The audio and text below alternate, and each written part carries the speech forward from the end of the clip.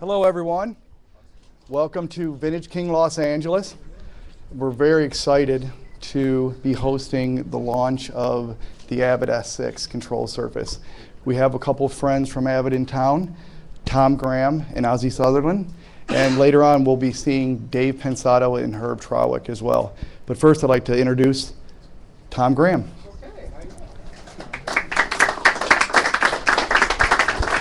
Thank you. That's Chevy, one of the cool guys here at Vintage King. So hey, guys, I really, really appreciate you coming out tonight.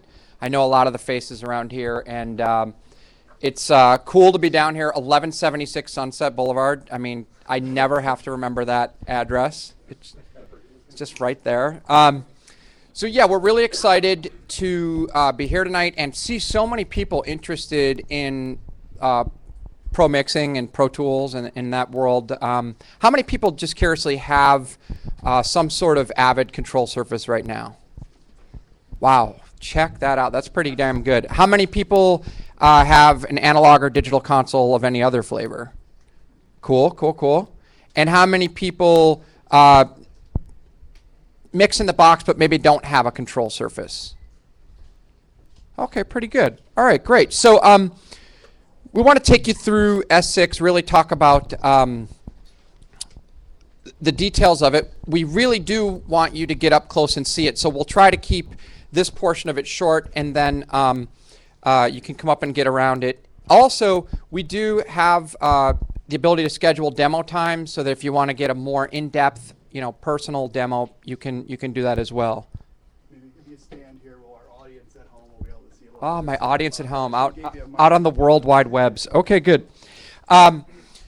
So one thing I do want to talk about is Avid Everywhere, just for a moment. And you may or may not have heard about that. Some of you have gotten some strange email about the Avid Customer Association. What's that all about? So coming up in a few weeks, in April 4th, 5th, and 6th, I believe it is the Avid Customer Association. It's kind of the first inaugural event, and essentially we're inviting our customers to participate in a forum that is run by customers. There's many great people already on the board across the audio industry, the video industry, the broadcast industry, and it's really about representing your needs, the things that you need, discussing that, maybe helping define standards in the industry or defining directions that Avid should go with our software. So there's a lot more. We can talk about it afterwards. I don't want to spend a lot of time on it, but it is something you should consider checking out, being a member of the Avid Customer Association. And we're also going to be unveiling, it's sort of the launch of Avid Everywhere. And I will tell you there's a lot of goodness in there for Pro Tools users, and bringing people together to collaborate in new ways, and helping you manage your media, track your media with metadata, and also a really exciting aspect of what we're calling the marketplace. So if you're interested in some more detail on that, grab me afterwards. I'll be here this evening, or one of the guys. So we also have Richard McKernan from Avid. Ozzy's right here next to me. We have Dave Casey from Avid in the back. Wave your hand, Dave, so everybody can see you. So there's plenty of us to talk about. If you're more interested in some more details on what's coming with Avid Everywhere, it's going to be pretty exciting. And I think sort of changing the argument of just, hey, here's a new feature in Pro Tools 11, like offline bounce or something like that. So, all right, Oz, can you kick me to the next slide? Can you be my sidekick and help me? I'll try. Cool. All right, so. Let me actually kick it out there too, because it's not out there. Going to the Apple TV as well. All right. So here's the beautiful S6 Mixing Redefined keynote move. I just love that. Thank you, Ozzy. It's awesome, right? Yeah. All right. So Mixing Redefined, what the heck does that mean? We're going to dive into that. Many of you guys have been with us for a long time, so I don't need to spend a lot of time on everything from inventions like obviously Pro Tools and automation in the box and plugins and things like Heat, the world of the control surface with Huey, then Pro Control, Control 24, Icon, and System 5 MC have really kind of changed the way all of us think about mixing and delivering mixes and being efficient, but still being creative and have tactile control over what you do every day. I mean, a lot of you guys I know personally sit in front of mixes all day long, every day. So having a good interface in order to do that is really critical. So Icon came out in 2004, and there's over 5,000 units installed worldwide. It's quite a successful, best-selling large format and mid-format console of all time. Many of these photos are from around town here in LA. But even with how Icon was cool and it changed the industry, it was revolutionary, a lot of you guys we met with personally and said, hey, what's missing? What is it that you could be done better? What should the next generation control surface really be about and have to make your life better? And let's face it, all of you guys have less time to mix. There's more pressure to mix more tracks. There's more challenges facing you. So being efficient and still being able to be creative are really important. So the things that you told us were important to you was something more modular and scalable than the big chunks of, say, D control or even D command. Ergonomics and reach, tactile interface, and getting around, again, because mixes are getting more complex, the budgets are smaller, the time pressures are bigger, ergonomics is really important. You wanted it to work with Pro Tools. You said that to us, but you said, hey, sometimes I have to do a job where I got to mix for a guy on Logic, or I got to mix something on Cubase. So it would be nice if I could have Yukon control, right? So proven Pro Tools work well, important, but support for other applications. And on top of that, because of these huge sessions, tons of files coming at you, thousands of different files per second, visual feedback was extremely important, and being able to manage and quickly get to things while the client's behind you or what have you. So these are the things you told us you needed, and that was the foundation of where S6 has come from. Ta-da! So we're going to be talking about quite a few different configurations. This is a picture of an M40 system, and that we'll talk about the differences between the M40 and the M10. You can see it's got 9 knobs with the displays and an integrated producer's desk. In front of Ozzy, we have a 5-knob with the meter displays. So we have a 16-fader 5-knob, and I believe that's a 48-fader combo. It's got 9 knobs on the left side and 5 knobs per channel on the right side. So cool. Again, this is really the foundation of all the things I just mentioned. It had to be modular in small enough chunks that you guys could customize and build your ideal mixing solution. It had to have great ergonomics. It had to have really powerful network connectivity, be simple to set up with Ethernet technology. And part of that network connectivity, if, say, a module were to go down, should be easy to swap out and put another one in, or take it out and not have it bring the whole console down. Integrated visual feedback, incredibly important. And if you've seen S6 in the pictures, you see how all the pretty colors, well, all those pretty colors have a reason and a functionality that help you do your job more efficiently. Intelligent studio control. So obviously, most people here are using Pro Tools, but having the ability to control other things should the need arise. And on this M40 system, you're able to control up to 8 different systems, combinations of Pro Tools and other Yukon apps. Again, the proven Pro Tools workflows, something that you rely on. It has to do that all day long, and be efficient at it, right? It has to be Oz. All right, one more slide here. So this is, again, about the ergonomics. And a lot of guys said, hey, I don't even reach the top 2 knobs on D control. Just how tall did you have to be? If you're a middle-aged post guy, sometimes you have, that reach problem. Just saying. I'm one of those guys. So even the 9-knob M40 is shorter reach than the 6-knob D control. So from that standpoint, reach was really important. The 5-knob happens to be I know Oz, I know you don't, it's my personal favorite. Five feels good to me with the displays.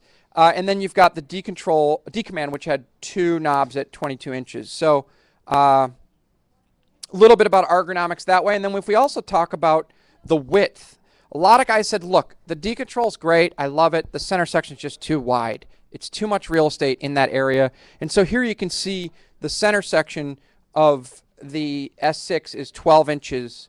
All the modules are 12 inches wide, right? But the center section can be moved left, center, right, wherever you want it. And it's very self-contained.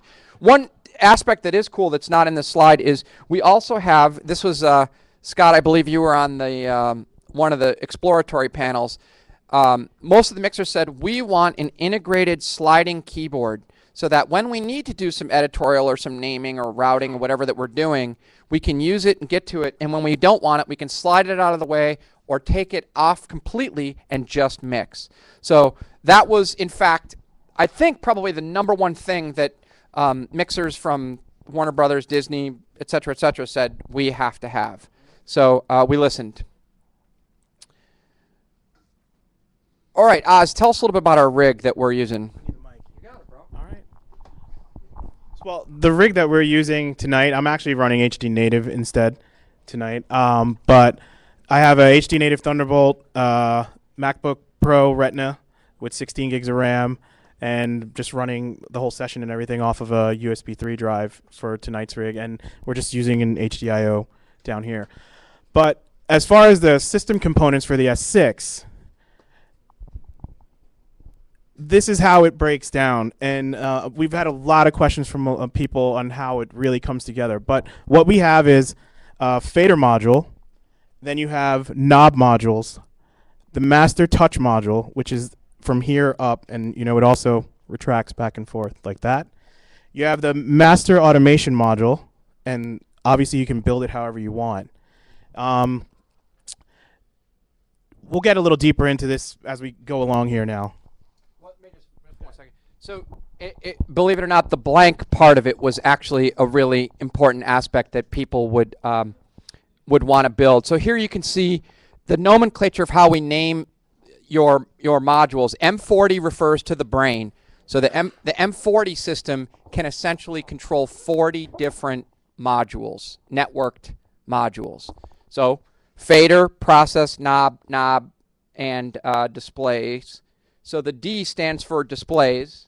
The 32 stands for the number of faders. The 9 stands for 9 knobs.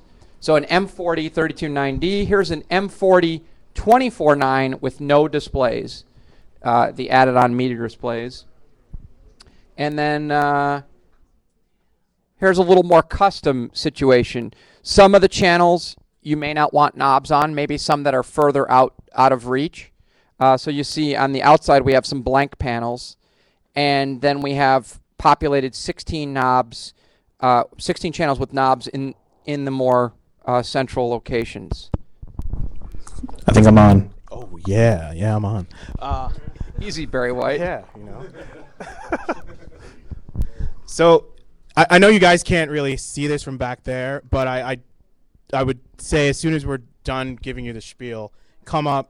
I'll show you through things on it. I'll show you how things happen. But this whole thing with the assigning the surface modules is actually very unique because you can come into the screen over here on the MTM and you see it shows a little graphic of my setup that's here right now. But depending on your facility or how you want to do it, you can change this on the fly. You can just go in, reconfigure the system to be 9 feet wide or 2 feet wide or however big you want the system to be, however deep you want it to be. And it doesn't care where you put the modules on the system. All you got to do is just remember what you're doing when you're assigning them. And you can literally stack faders on top of faders if you wanted to and knobs next to knobs. That's just crazy. That's what we're doing, dude. Okay. Yeah. So one of the interesting aspects of that is if you are in a facility and maybe you have multiple mixers sharing a room, you literally could reconfigure your surface and drop in new modules or take out modules and bring them to another room and on the fly. And literally you know, typically how long does it take Oz to put one of these together? Well, in the beginning, no. This one here probably took an hour. Yeah, once you have the frame part built, which is basically just a metal chassis that holds the modules, and the metal chassis has 12-volt power supplies, so you just, you know, you snap in your power and you snap in your Ethernet, and you drop the module and you're done. There's no real screws or anything that hold it in, right? No. Yeah. It's literally floating. Yeah. In there. Yeah. So it's real easy to configure it and change at any time. Now, with the console preferences, I'll kind of show you something that's pretty cool here. So I'm going to hit play. I may blast everyone in the room, but we'll find out. On the display modules, when we're talking about visual feedback, we've gone a few steps further, and we keep going further and further in the software. So we have a couple different preferences here. So I'll scroll through and get to some waveforms that you can see right there. But if you want to look at it with a large meter view, you can. You know, you can see just clean large meters on the... Did I die? Hello? You muted. Did you mute me? Wow. Supper time. I've been holding on so long in the middle of this drought. Meter modes here. Am I gone? I'm gone. Meter screen. So you have large meters, and then you have large waveforms. So you can see the waveforms plus the sum of the metering of whatever that waveform is. So if it's Side by side, right next to each other. And we've got the colors from the tracks, the colors of the waveforms coming at you, the input, the output, the automation state right in front of you. If you go to meters and waveforms, we've given you meters on top, waveforms below. If you want to have meters and functions, which is a very traditional like System 5 or System 5 view, basically, you can get that so you can just see the EQ curves, the dynamics graph up there. the pan position. The pan position. We have waveforms and function, which was the money view for like the last 3-4 weeks until we added some other stuff in there. But that was like the view everybody saw at the AES show in IBC. We've gone ahead and put in waveforms and dual functions now. So you can see waveforms metering plus panning plus EQ. Can you get Twitter feeds on that too? Look, these kids we got working on this are pretty good. So One thing to realize, so as you're seeing, when you get up close, do you have a better view of the waveform scrolling? I believe we do.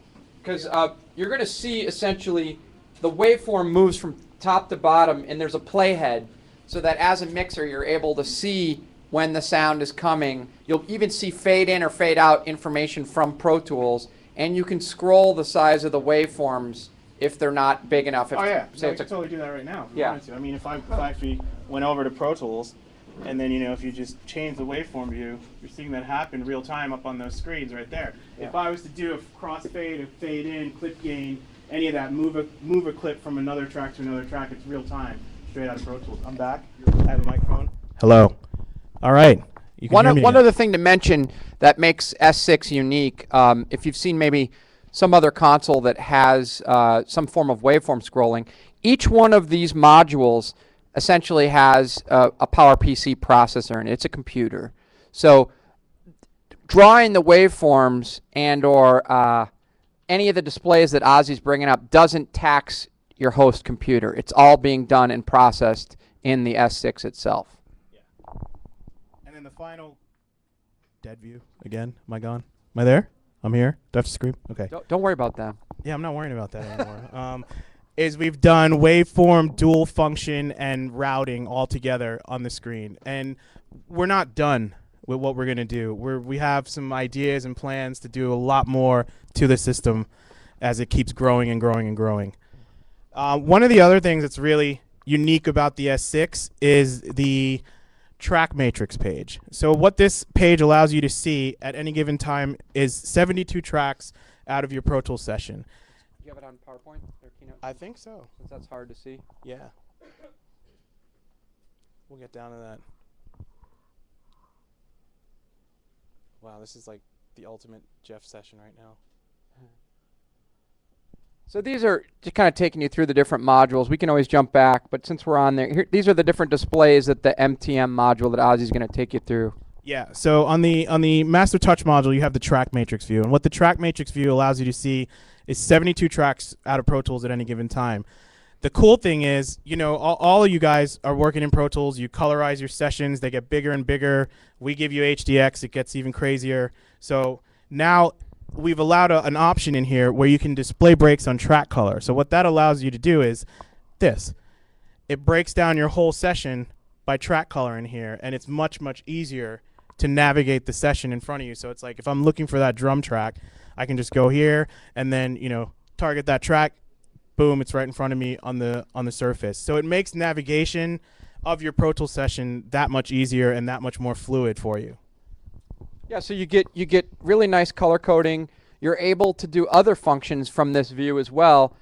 Perhaps you want to mute a bunch of tracks. Perhaps you want to solo some tracks. You're seeing the metering up to surround metering as well on those individual displays. Up to 7.1. Yeah, so it's a really effective way to navigate your session without having to build a bunch of different views or even custom faders. Can you go back to the So front some of here? the other things that the Master Touch module does, I know we're jumping around a little bit, A little bit. It's all good. but you're able to, there's 4 knobs on each side of the touch screen, and you're able to bring up EQs and have a nice graph, EQ curve displayed as you adjust it. You're also able to bring up dynamics and get a nice curve there as well. And then surround panning, you can either use the knobs or grab the touchscreen and pan with your finger if you'd like. Did I miss anything about MTM? No, you didn't. Yeah. The one other thing I would say is that we have a couple different modes here on the MTM, but we've kept with, like Tom was saying before, we've kept with a lot of visual feedback and color coding on the system. So like green is always going to be your dynamics. Purple is always going to be EQs. Blue will be panning. A light blue for your inserts. We've even gone a step further that we're actually looking into adding colorblind modes into the S6 for you and others. But it's actually legit because there are people out there who can't see some of the colors on the console, and we need to add that.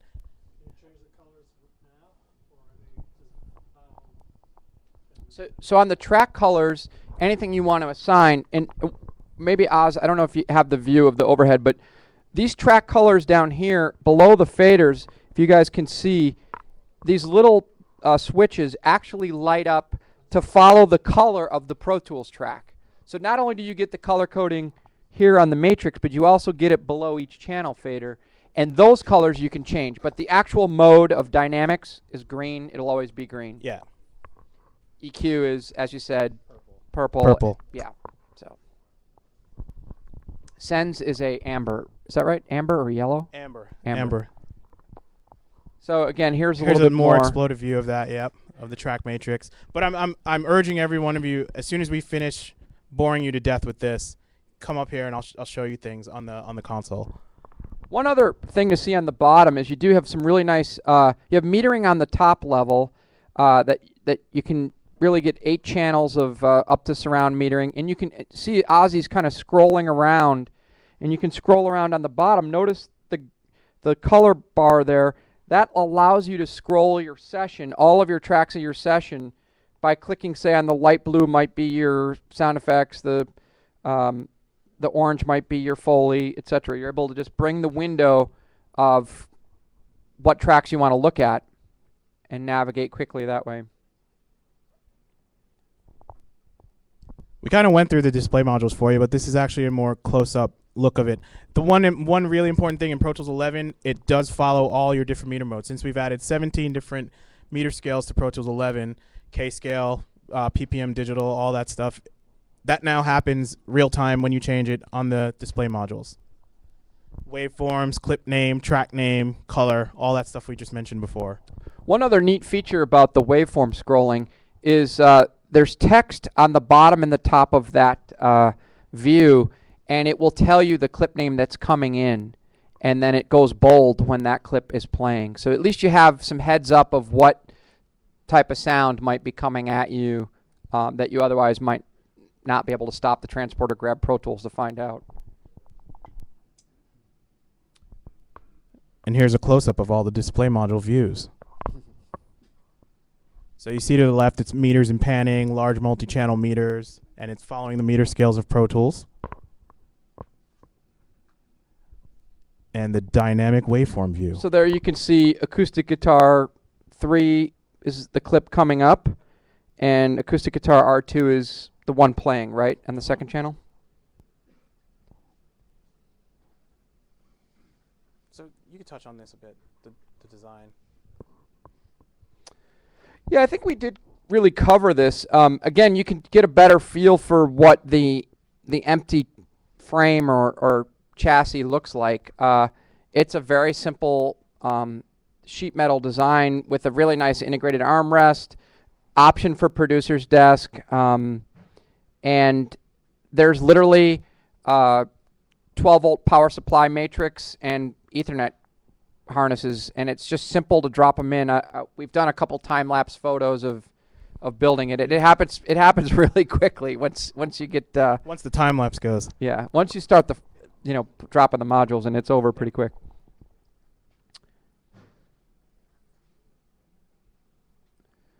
So part of the thing with S6 is we talked to a lot of mixers, again, as I said, and many of them said, hey, I can't mix all day on a touchscreen. I need to look up to see the picture, see what's happening on the screen, and I can't be constantly looking down to see if my fingers are touching the right thing.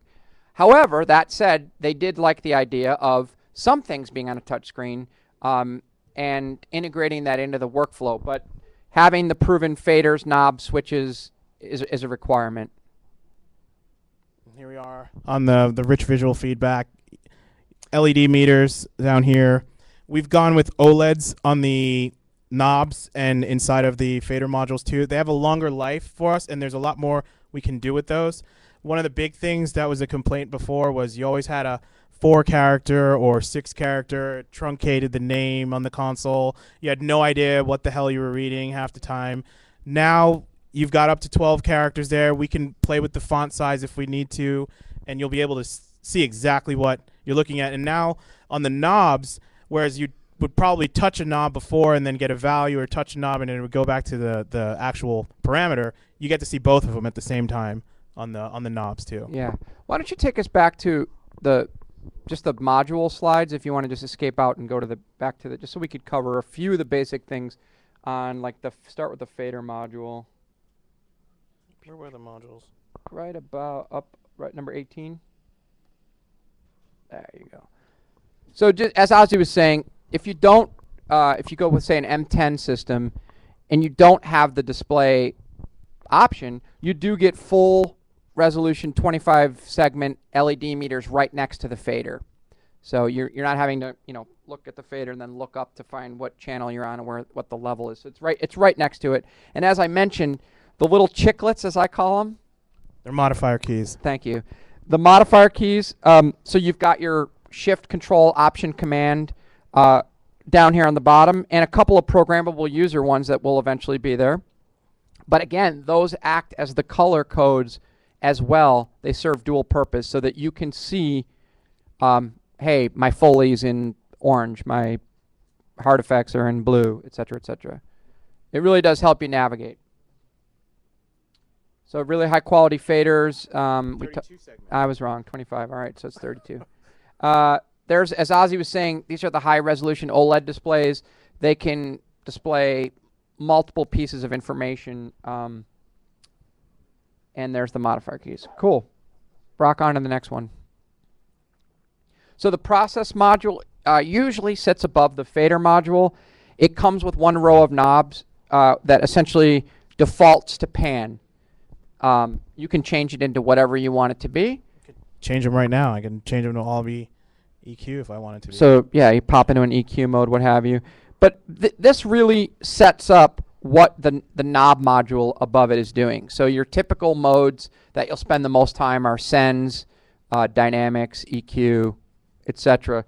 You'll see the different color codes. The EQ is in the purple, the dynamics is in the green. You can turn your inserts on or off, get to your sends, your pan, all that good stuff.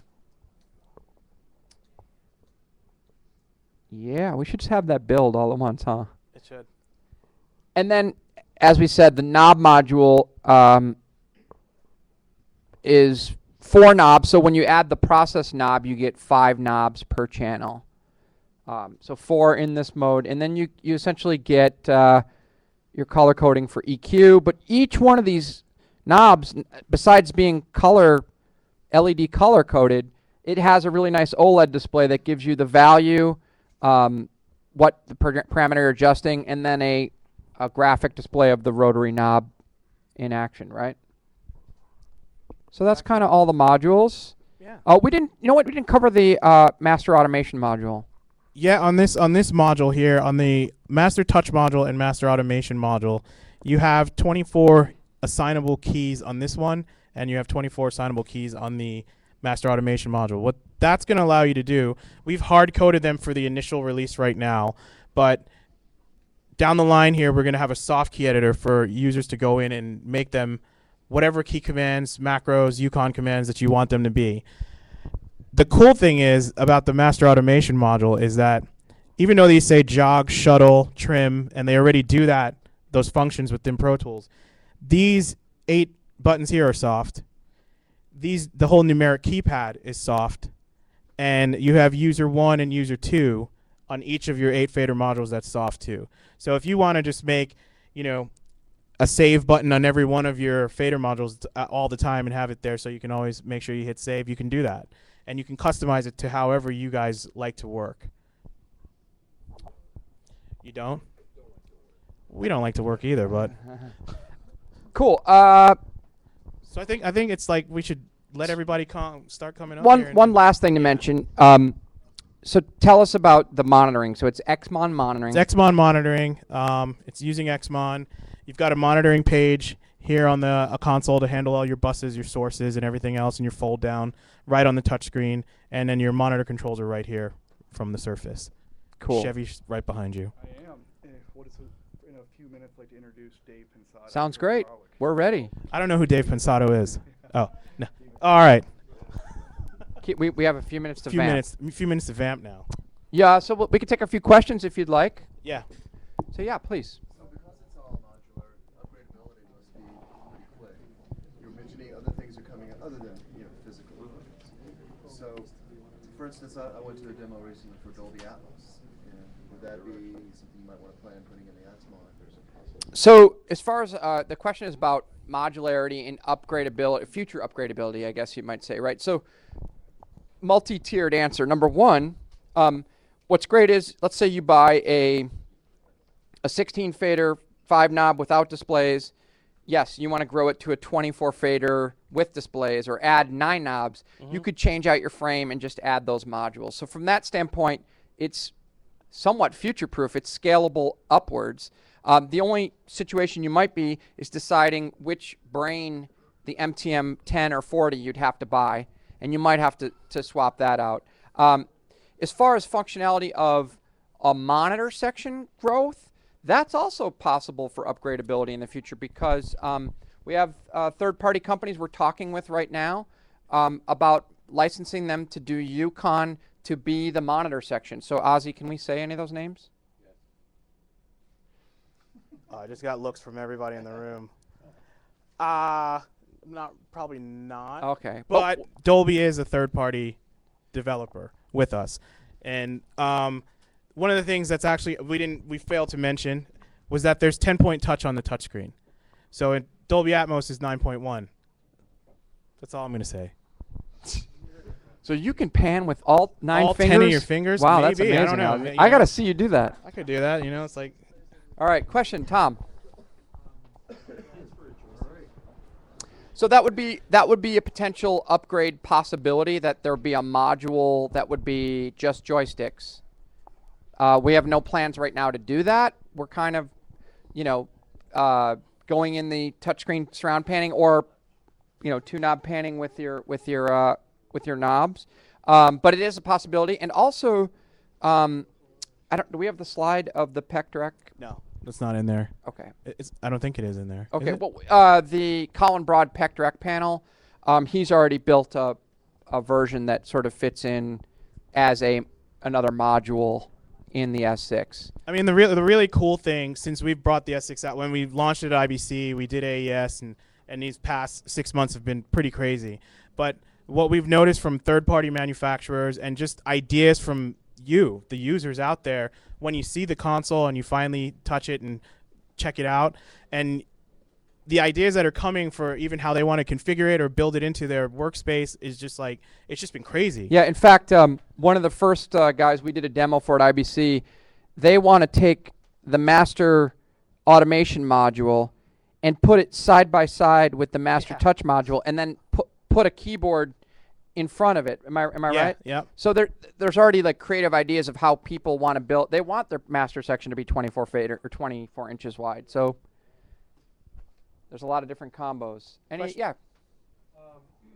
My question is more related to how this compares with, let's say, the System 5 MC and the previous 3 control model. Because it seems to me, correct me if I'm wrong, that this is sort of like a blend between the two consoles in one unit. Mm-hmm. Avid did buy me about 4 years ago. No, we didn't buy you personally. No, Ozzy. you did. You did. Come on. No, that's a great point. Thank you. I didn't cover that in the opening, but funny story. I was on the sort of exploratory committee of what should the next generation icon be like. So I interviewed a lot of guys, and we'd go out and talk, and they'd say, yeah, you guys have it nailed. You know, we love our decontrol, but, you know, the visual feedback isn't so good. You know, the ergonomics is okay, but, you know, in the center section, so you know, you guys should look at euphonics. That System 5 is like the color coding, the meter displays. It's really good. Hey, hell, you guys should just buy them. And every interview ended with those last sort of 2 statements. You should buy them. So we checked it out, and, you know, obviously the functionality of controlling other apps like Logic, Nuendo was important. People said that, you know, nowadays they have to be more flexible. That was a really important thing. They already had the cool Artist Series stuff sort of going on.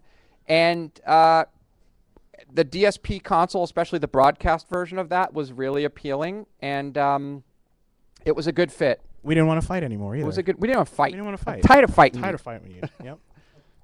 Any So- more questions? Well, maybe we can invite Dave and Sure. Urban real quick. We can Sure invite thing. them in. So, Mike, Please, a second? please. Everyone, we'd like to welcome our very, very good friends of Avid's and Vintage Kings, Herb Trowick and Dave Pensados of Pensados Place. Can we make a little bit of happy noise for them? Happy noise.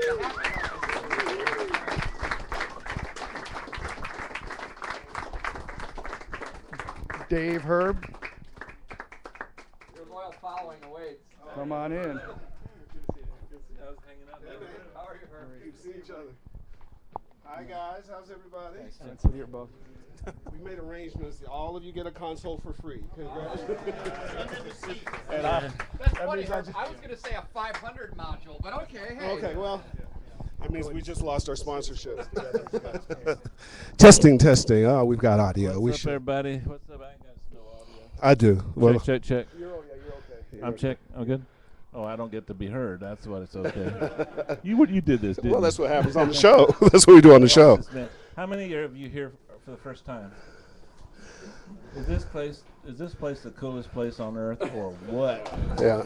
And by the way, it's just as cool in Nashville, too. Ridiculous. If we'd have had this on Valentine's Day, it would have been perfect.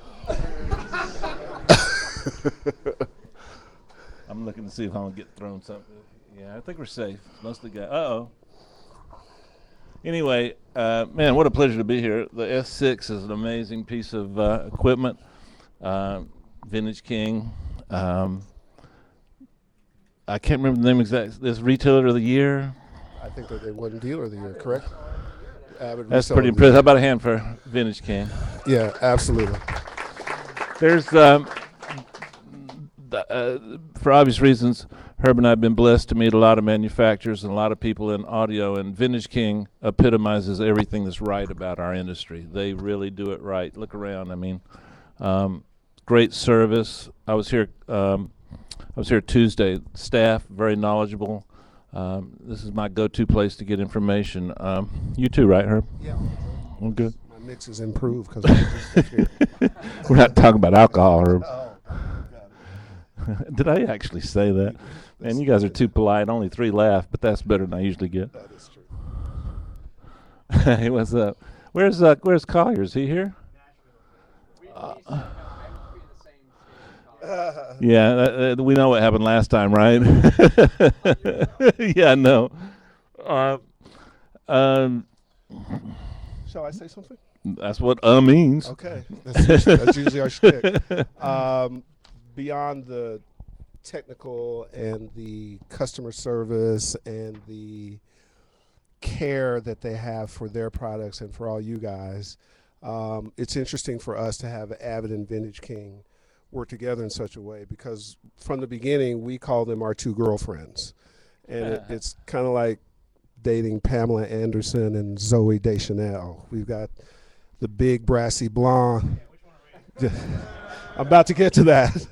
I had the same question. Zoe is the goth chick, kind of dark eyeliner, hipster, knows where some cool pale ale is and all that kind of stuff. Lives downtown. That would be Vintage King. Avid is the bigger corporate, kind of brassy blonde, looks good in the skirt and all that kind of stuff. Can't quite get to her. You got to know how to get to her. When you get to her, it's going to be okay, but you got to work a little bit to get to her. And those two girls have loved us pretty much to whatever Pensado's place is now. It started with them. They took bets very early on. Yeah, it was a huge risk. Chevy, certainly from Vintage King early on, and Anthony Gordon from Avid said, look, we believe. And we started our fourth year. Tony Caridi, too. Oh, yeah, there are a bunch of people besides those two in both companies. So rather than give you a whole story about our story, it's more about what we have seen over those years is a concerted effort to raise the product profile, to answer solutions and come up with solutions for workflow problems, to try to be better in terms of brand equity, to really try to devote and deal with the customer. And oftentimes on our show, for those who watch it, we've either taken on some of those things. Dave did a panel with Avid folks toward the end of last year. We took on some issues. We do a bunch of stuff with Vintage King. If anybody came to the Gear Expo, we did that here. We're going to do one in Nashville this year. That was a crazy idea that I talked to Chevy and Tom Memrath about at the School of Rock when we were doing something with JJP, and they said, we'll do it. You just don't find companies that are that flexible. So from our perspective, with this wild idea we had 4 years ago that's turned into this wild thing that's consumed our lives, that we feel extraordinarily blessed to have, and it's going places that are crazy, it's because of these two companies. There are other companies, but nobody got in at the beginning, nobody stayed, nobody bet. So when we talk about them, we're not selling you soap. We've lived it, we've gone in, we've argued, we've fought, we've cared, we've pushed for it, and they've come back and been our two girls. And we love our two girls. Sometimes we're in a goth mood, sometimes we're in a Pamela Anderson mood. You know, sometimes both. That makes you pretty satisfied. And they're both willing. It's Valentine's. Together. Yeah, yeah. No, we won't go any So farther with the metaphor. Are there any ladies left? I apologize. Sorry, yeah, if you haven't seen me before. To all the ladies. I'm not very good at this. So. Yeah, great to have diners, drive-ins, and dives with us today. The culinary.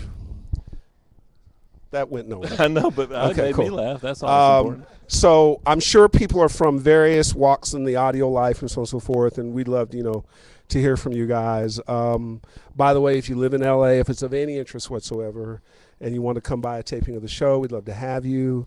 We feel like it's your show. We feel like we're blessed that they support us to do it, and we should share it. And frankly, it is a ball at our show. It's just turned into this whole thing. So we're happy to be here to support. We think this is great. There's some more things we're going to do with both companies. It's going to be an aggressive year. I won't bore you now, but watch out for the Pensado Awards. That shit is going to be fire. I'm telling you right now. And everybody in this room is eligible. It's not just for pros. No, it's pros and amateurs. amateurs. Absolutely. It's going to be June 28th. You know that first before anybody else in Santa Monica, but we'll get you details shortly. So, Avid and Vintage King, absolutely love you. We're here for you anytime. Any of you guys want us, we're here for you as well, too.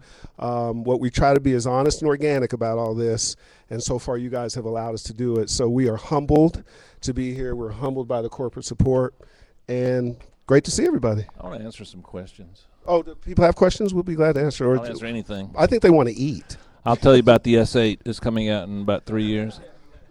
Pro Tools 14 is the killer. Got to tell you that. Vintage King Panorama City is coming along really nicely. Any questions? Oh, come on, guys. Give me a question. Ask me something. Ask me something. They want to eat. You know what? I do not. I'm really close, and I'll keep you abreast of that. I've played with it a lot over at a studio that John Ray Horvat works at over in North Hollywood. I got the VIP treatment with it, and I can really, really, really endorse this. I'll tell you why. It's modular. I don't want to say this with too many Avid people around, but you could take the modules, which are on a protocol that you could actually build your own frame if you wanted to. Oh, you already told? Okay, cool. But there's so many things about it that are done right. This is an incarnation that's built on a lot of other consoles. Some were great, some were greater, and it does everything I would need very well. The only thing about this console is you get more than you need, but it gives you, that's a good thing in a way, because it allows you to grow into it. You know, in my estimation, it's a little costly. If you have clients, it'll pay for itself quickly. If you're working at home alone, it's a luxury, but it's a luxury worth having. You don't have to start off at this $30,000-$40,000 level. You can start off at an affordable level, and I've been assured that this thing's going to be around for a while. So, as we all know, in the Sure, absolutely. So, thank you. I would just say what you said earlier, Herb, is exactly. It's about the workflow. It's about what you guys have told us you need to get your job done and be creative. And as you're saying, you don't have to go in all the way, and you can get started with a smaller system and expand it. And I actually saw a cool photo the other day of a guy in Europe who's building a custom curved wood frame for his modules. Nice. So it's going to be, so I think there's, a lot of possibilities. And as you said, it's all about the workflow and listening to what people need. We are, one of the blessings we have, we're having more and more companies, and these are pretty big companies that want to see if we'll get into our relationships and help them come up with solutions for their products moving forward, which gives you guys a lot of power. So if we can get to you, or we can get to some of our pros, or even some of our amateurs, and say, we want to put this panel together and help answer these things, it can start to customize the solutions to exactly what you need to help your problems. That's a great place to be. And so we're trying to take it seriously and fix some things. And we've been involved with everything from site disabled things that need adjustments to, we're now talking to a storage solution company that's huge, and on and on. So and by the way, I just want you to know, I have somebody who wants to buy one. So let's talk after the thing. He literally called me from DC and said, let them know I want to buy one. So we bring you dollars too. How many of you guys earn at least 20% of your income through working in audio? Good man. number. I feel encouraged. So yeah, you guys, I'm glad you're here, because this what I've noticed over the years, been doing this for a while, I buy some things, and I buy them because I love them and they're fun, but it doesn't increase my income. And at some point in my career, as I was starting out, I had to make decisions between, do I pay the rent or buy a reverb unit? And so I slept on a lot of friends' couches, lost a lot of girlfriends. But I noticed early on that I would buy something, and it didn't increase my income. It didn't make me more popular. Oddly enough, I got an Eventide 910, and that helped me. That helped me get a live gig, which helped me get a studio gig. And I really feel in my heart this has value, because you can grow into it. And if you're earning any small part of your income, somebody comes in and sees this, that's money in the bank. I know firsthand, because I just walked out of a studio that has a large SSL, and we could charge $2,000 a day for that room. I'm not saying it's worth it. I'm saying that you could. So if you're going to earn a little bit of money, you might as well do it in a way that it's fun doing. And I think this is a good investment. I also think, I'll tell you this, it wouldn't be a meeting with us if I didn't go on about something silly and irrelevant. Yeah, and I'm going to stop you in a second. Okay, no, not now. This is actually good. because they're hungry. Stocks I bought 25 years ago have not gone up in value as fast as some of the API 550s I bought, the Neves I've bought. I'm telling you, truthfully, when I first moved to LA, I bought about 48 API 550s. I think I paid about $30 a piece for them. Do the math. What are they, Jeff? 800-900 now? Yeah. Do the math. My stocks didn't go up that much since then. And so you get paid to use this gear. You know what I'm saying? It's like Vintage King is Vintage King because they do have a lot of vintage gear. But the cool thing about Vintage King is a lot of this stuff is going to be vintage. Some of this stuff is going to just increase in value. Some won't. Or what John McBride told us when we were in Nashville. The amount of money John McBride spends with Vintage King, which he does as an investment. We saw microphones that had Nazi stamps on them. Literally, it went back that far. He has the number one C12, right? He absolutely does. And it was just locker after locker of incredible vintage collections of things that he saw not only as making his studio the best studio, but as an investment that would grow and build equity over time. So I think what Dave was saying is really true. It takes some vision to do it. You have to be selective and so on and so forth. But there's depths and layers to why you make your decisions about things. And, we learn it from what we do. Dave obviously mixes and the sort of position I have in everything we do and building out what we do because we approach it a little bit differently. And then we found ways to extract not only equity out, but also hopefully to give you guys value. So you should do the same thing in your decisions. And that's why I was on a call today with somebody who was a potential sponsor, which we will end up turning down, because we think it's important to bring you guys stuff that we feel organically about, that Dave feels a certain way about, that our guests feel a certain way about, because if not, we're being phony. And that's where the show will crash and burn if it starts to be some sort of bullshit QVC thing. And we're just not going to do that. So it is really a pleasure to come down here and unabashedly say, we vote for this shit. We love the people here. Even if they make a mistake, they're going to correct the mistake, and we're going to move forward. So we take it really seriously, and that's why we've partnered with these guys. And when they call, like Chevy calls and says, 9 o'clock Tuesday at the corner. I'm like, okay, Chevy, we'll be there. I'll grab Dave. We'll be there. He just says anything, and we show up. And the same thing with our Avid family. So shall we wrap up? And if there's not any more questions, and we'll mix and hang out with you guys for a while. We'd love to. Is that cool? Thank you guys so much. We love having you. Thanks support for the show. We so appreciate it. Love you guys. Thank you. Thank you.